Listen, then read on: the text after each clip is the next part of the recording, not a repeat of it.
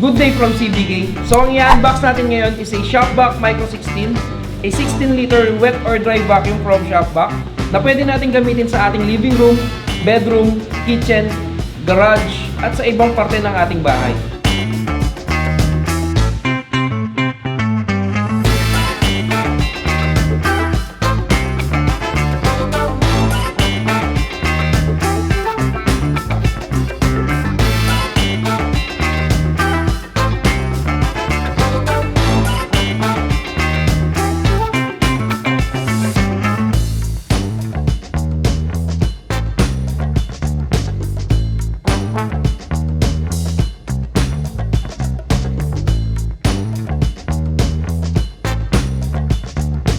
So ipapakita ko sa inyo ngayon ang mga kasamang accessories sa loob ng ating box. So meron tayong dual surface nozzle.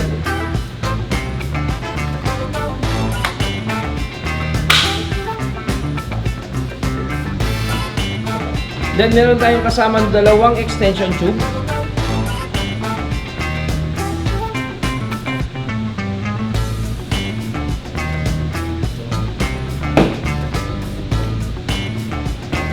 Meron na rin siyang kasamang 2.1 meter na flexible hose.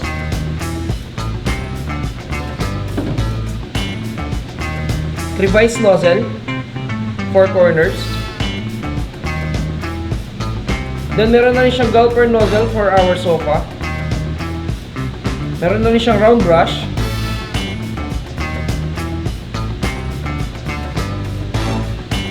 Wall bracket.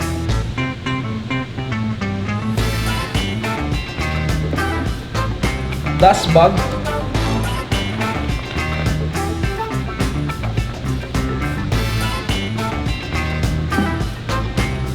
And yung kanyang foam filter.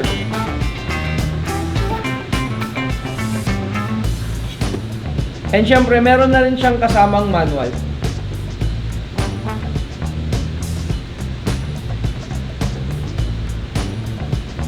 And ang kagandahan ng Micro 16 natin is meron na rin siyang blower sa likod.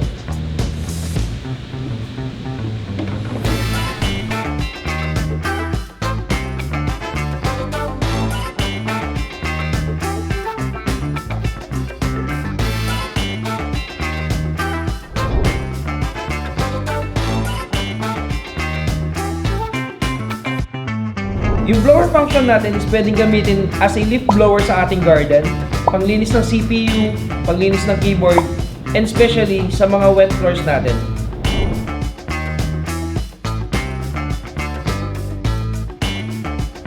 Ang dual surface nozzle is ginagamit kadalasan sa ating mga floor.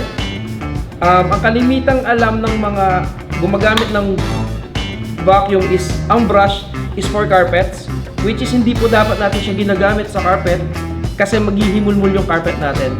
Brush are nilagay sa ating mga surface nozzle to lift yung ating nozzle sa floor para magkaroon ng airflow sa loob at hindi higupin ng surface nozzle natin yung floor para ma-move natin siya.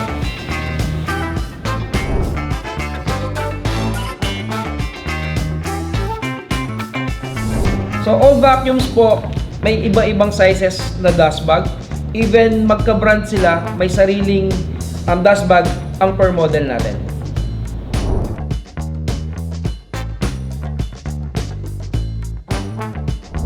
Yes po, disposable po ang ating mga dust bag, kaya never po natin silang i-reuse.